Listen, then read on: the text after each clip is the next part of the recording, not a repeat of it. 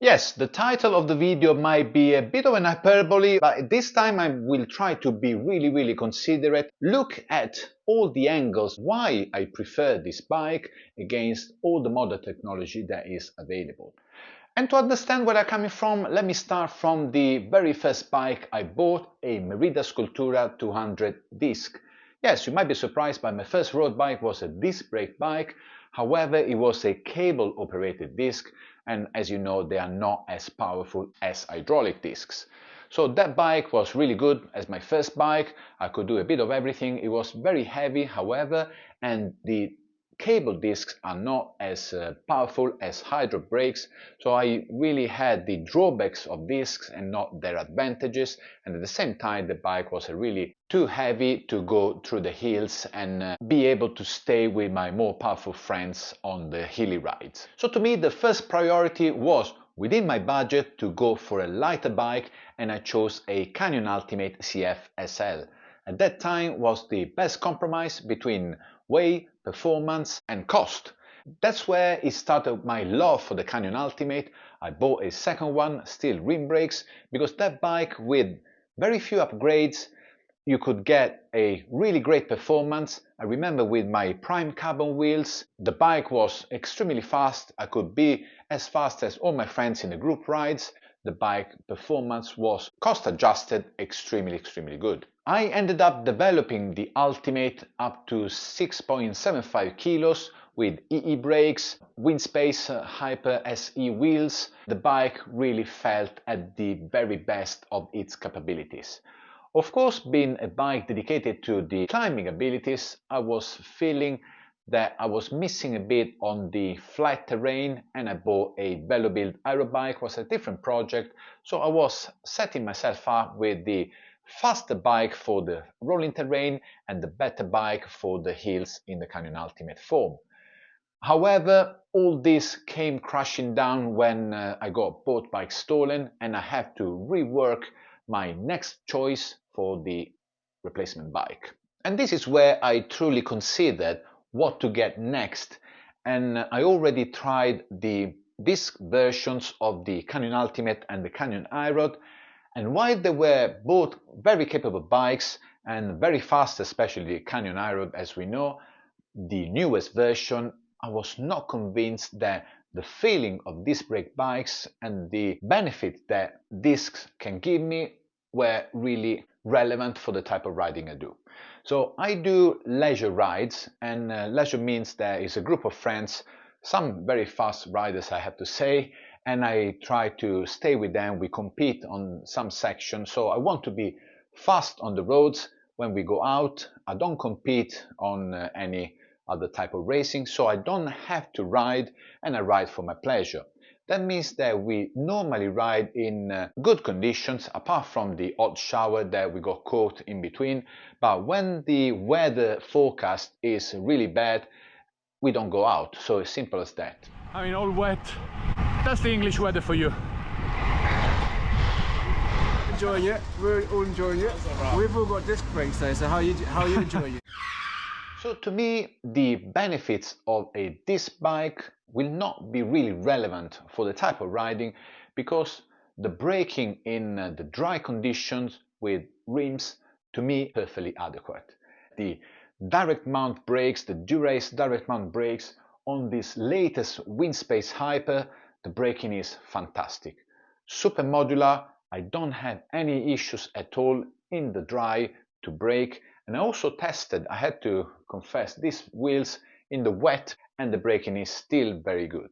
Now, if you are racing or riding extensively in the winter, if you want to use your better bike for all your training during the winter, then definitely you have to go discs. Because I can afford to go 1 or 2 days in the grit, then I clean the bike again and it's all good, but you cannot aim to use for the whole winter your better set of carbon wheels with rim, because eventually they will wear out at a faster pace and you don't want to do that. Having said that, this particular bike, performance-wise and weight, equals to a bike that costs maybe 10 times more, and there's an argument where you could keep changing wheels and still you'd be better off financially, but it's not really your aim to destroy a component where the ultimate use is not the one you want. So when I chose the Aeroad, I wanted to combine the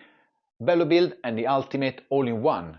And this is the perfect example to me of a bike that can do it all. An aerodynamic bike that is not too extreme. So it's not a System 6 or a Bench or an S5 where you do have really wide tubing. They are almost a TT bike on the road, while this bike can still be a bit of both. Yes, very efficient in terms of aerodynamics. It's got all the traits of a modded bike. The drop seat stays, seat tube hugging the rear wheel, but the tubes are not that wide to also interfere with crosswinds. This was really a great proposition, relevant for all the riding that you could do, hills or rolling terrain. Another big plus to me is that the bike is easy to maintain and work on. I rebuilt the bike myself when I got it because it came with different wheels, different chain set. I changed all the brakes, I cut the fork, so I can do 99.9% of the maintenance on this bike. If I had to go with a hydraulic disc brake bike, I never cut an hydraulic line, bleeding of the brakes, so it's not something I'm really willing to learn. I don't run tubeless either, so I'm old school in this. I'm old and old school. So to me, having a bike that is easy to maintain was a big plus. I did travel a couple of times to Mallorca with the Ultimate, which had the same setup. You can remove the handlebar and use one of the smaller boxes, the bike box Allen, to fit the bike in. Very easy. You can do the bearings yourself. I've done it many times on the Ultimate. Again, is a major plus to me. Brakes can be adjusted in no time, and this is such a beautiful way of living with your bike in the best possible relationship without having to rely on a shop all the time. The drawback, of course, you might say, in terms of pure performance, could be from the cable, the exposed cable. Yes, even though the management of the cables here is done really well, there's a couple of watts possibly missing, but it's not really that important. A clean setup would be better, maybe with an electronic group set. I could have gone back to the wheel top and removed the two cables for the gears and have a cleaner look in the front. However, this bike came with a Dura-Ace mechanical, probably the best ever level that Shimano got to in terms of mechanical shifting. It's a pure joy to use, and I wanted to maintain the ethos of the bike, like the vintage style and flavor of the bike. However, I'm not totally close to the newest technology, and I got a 12-speed chain set here, the 11-speed components. So this is a 5440 chain set, 12-speed, matching with a 12-speed Dura-Ace chain, 11-speed Ultegra cassette, because in 11-speed, unfortunately, Dura-Ace never made an 1134 cassette. Shifting is extremely positive, really good. The Dura-Ace derailleur here can also work with the 1134. Everything works perfectly well. I fitted a chain catcher just in case. Other upgrades I have done in terms of modern road bikes are the wheels. Yes, in terms of rim brake wheels, you don't have much choice now, and I really wanted to go back to wind space. In this case, Luna Hyper with ceramic bearings, and to me they are the best wheels you can get for a rim brake bike. I'm so happy with these wheels.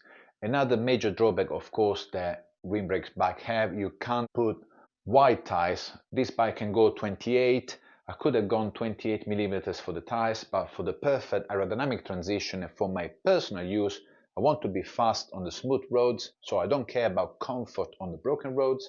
That's why I don't really miss a disc brake bike that can also allow 32 millimeter front tire, because it's not something that I would have chosen anyway. And of course, to me, the weight was paramount. I ridden bikes from my Sculptura that was about 10 kilos.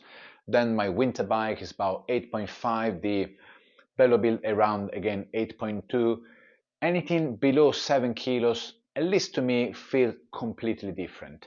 And this is why I wanted to keep the rim brakes, because with a reasonable cost, 6.9 kilos with pedals, computer mount, bottle cage.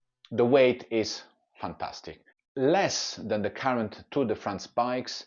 Then you can argue, coming downhill, yes, disc brakes will have a different feeling compared to rim brakes. I used to ride the motorbike, a very powerful motorbike, Aprilia Tuono, and I used to go out with my friends on hilly roads near Rome. You don't really ride a bicycle like you ride a motorbike. Slamming the brakes at the very end, almost like if they were on a MotoGP bike. I think this is dangerous. I never ever will go hard on the brakes, especially at the very end on a narrow tire bike. And even 32 is narrow on a road bike. Pushing your luck with hydraulic discs, going downhill and late braking to me is a no-no. Then of course you are happy to ride as you like. It's not, however, the technique I will use on the road, open road at least, with a road bike. The handlebar, this is the latest generation before they introduced the adjustable one on the very latest Aeroad. So yes, you do only see the cables here, but apart from that, the overall perception is of a modern bike. So you don't really have such a vintage feeling by looking at this bike straight away. This bike was also tested back in the days by Tour magazine, and it was one of the fastest out there in terms of aerodynamic efficiency. My first 1400 kilometers with this bike were such a joy. The bike is responsive as I wanted because of the low weight, maybe not as stiff as the Ultimate, because you can see here the narrow tubing is not as stiff as the chunky round tubes of the Ultimate. So maybe this bike is not as responsive only in the very steep hills. Apart from that, is faster anywhere else. Is this the best bike of the world? Well, the way I use the bike, I would say yes.